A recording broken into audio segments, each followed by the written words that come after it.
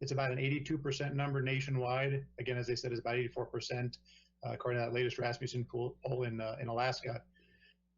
There's a reason why so many members of Congress act like they're invincible. They're not really accountable to the voters they're supposed to represent, and that's because they're almost impossible to defeat.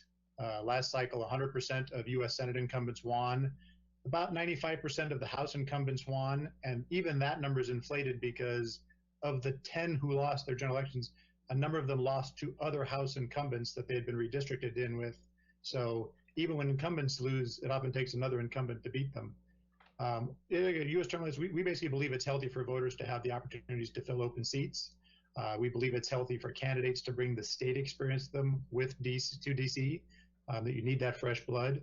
And I'll speak very quickly to the Article 5 portion of this, because while it's an Article 5 application, this issue is never going to a convention. Our goal is not a convention. We're going to do what's worked for the last 240 years, and that is to use the process to pressure Congress to write the amendment itself, send it back to you all for ratification at a later date.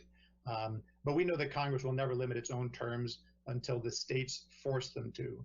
So it'll be state pressure through this process that forces Congress to act. I don't say that what we're doing here won't take effect for kind of a while. We have a number of states to go. The process will take some time. And we're about 99.99% sure that when Congress finally writes something, they're going to grandfather themselves in.